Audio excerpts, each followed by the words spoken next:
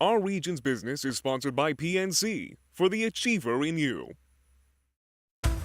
Our region's business, improving our economy, creating jobs, and strengthening communities. Innovation, collaboration, transformation, and the people making it happen. Join us as we take a closer look at our region's business. Now, here's your host, Bill Flanagan. Today on Our Region's Business, the Pittsburgh Ballet Theater joins Apple, Bosch, and Astrobotic with a big investment in Pittsburgh's Strip District, plus a new makerspace in Homewood that's helping to revitalize the Pittsburgh neighborhood by making it the natural choice for hairstyles. But first, the Carnegie Museums of Pittsburgh finds a nexus among its sprawling array of cultural treasures. The Carnegie Museum set out to make sense of strange times, Earth in the Age of the Humans. It's the title of the first Carnegie Nexus series that brings together actors, writers, scientists, and musicians to reimagine what we mean by nature, technology, and ultimately being human. It's a result of a first-of-its-kind collaboration among the four Carnegie Museums. Jo Ellen Parker is back with us. She's president of the Carnegie Museums of Pittsburgh. Eric Dorfman is director of the Museum of Natural History and the Carnegie Nexus series. And Ben Harrison is curator of performance arts and public programs at the Andy Warhol Museum and the co-producer of Strange Times. And welcome. Good to have all three of you here. Thank you. Good to be here. So this is pretty cool. I mean, I've been in Pittsburgh 34 years. I've been to all four of the museums. I don't really recollect this sort of collaboration before. It's a great new energy that we've got connecting our scientists, our artists, our curators, our educators, and a lot of our partners around the city. Well, where did this come from? How did this happen?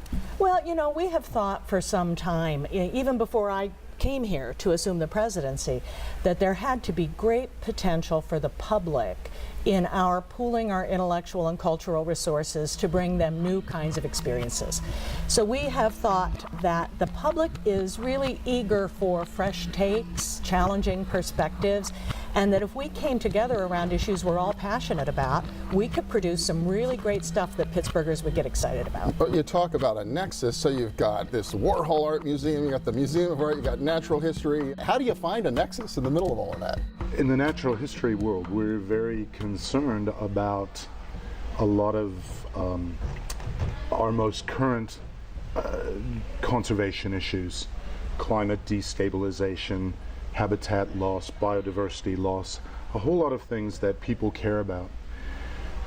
And so do we from a scientific perspective. And one of the most important ways that we are connecting with museums such as the Warhol is by helping use the arts to activate people's interest in that. So that's, we realize that as scientists we can gather the data, but we can't as easily activate people. And so it's been a fantastic and very organic partnership for us. You know, one thing I find, Bill, is if you ask a really interesting question, people come together to talk about it. That's exactly right. Yeah. So we've asked some really interesting questions, and people from all four of our museums and across the city have come together to try to answer them. Well, and it really does mix them up. You have scientists and artists in the same program. Yeah. Was everybody eager to plunge in and give that a try? No, absolutely. And I think, you know, it's one really interesting, part of this series is, I'm on the curatorial staff of the Andy Warhol Museum focusing on performing arts, but ultimately I'm on the curatorial staff of the Carnegie Museums of Pittsburgh.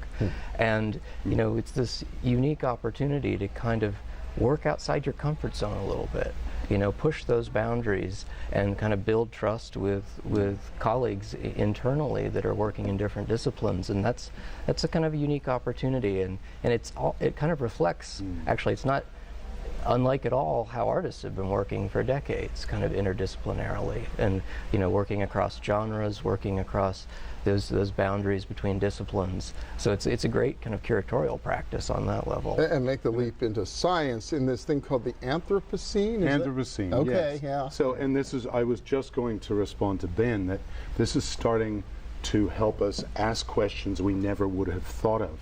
That's the other point. It's helping us deepen what we're doing. So the Anthropocene is the concept, and this is a formal proposal currently to the international body that looks at different ages in the Earth's history. Okay. If you take things like plastic pollution in the atmosphere, what's going on with changing CO2 levels, changing acidification in the ocean, there's a whole suite of things that are the result of human activities on the planet. And if you think millions of years from now, in the rock layer that will be laid down between now and then, there will be a line that represents what we're doing to the planet now. So if you think back, we had the Jurassic period where there were large dinosaurs running all over. There's the Pleistocene where there were mammoths and ice and that sort of thing, and those defined those periods. What we have now is the Anthropocene, the age of humans, that is defined by a lot of the things that we're putting into the environment now.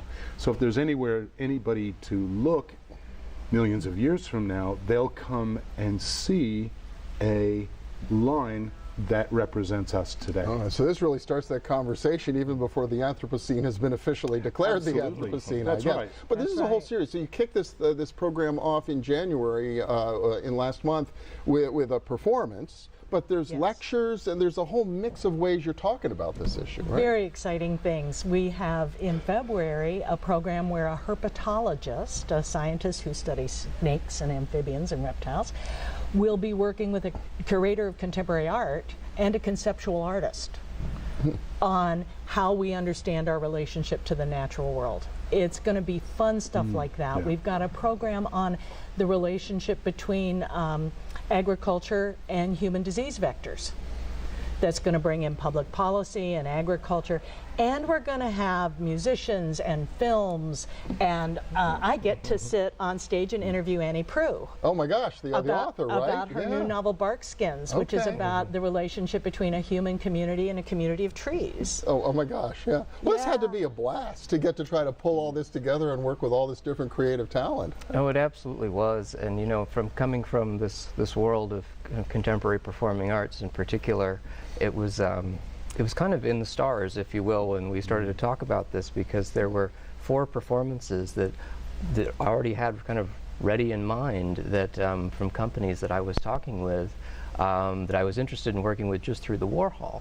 But when this context came along, it felt like a much stronger context to present their work, and this foundation and kind of gravitas of working with the Carnegie Museum of Natural History, and basically allowing these kind of performing artists to interpret these different themes that Eric was mentioning. Really it's amazing. so much about just finding different ways of seeing, ways of entry points to these topics. Oh, it'll be enlightening to everybody who attends. So we're off and running on Strange Times. If people want to find out more about it, where do they go? They can come to our website. It's at nexus.carnegiemuseums.org. Very good. Strange Times. Joe Allen Parker, Eric Dorfman, Ben Harrison's from the Carnegie Museums. We'll put you all together for that. That's right. Thank you very much. All right, thanks so much. Appreciate it. Next up, the Pittsburgh Ballet Theater offers up the perfect Valentine's gift while it invests in Pittsburgh's Strip District. Stay with us.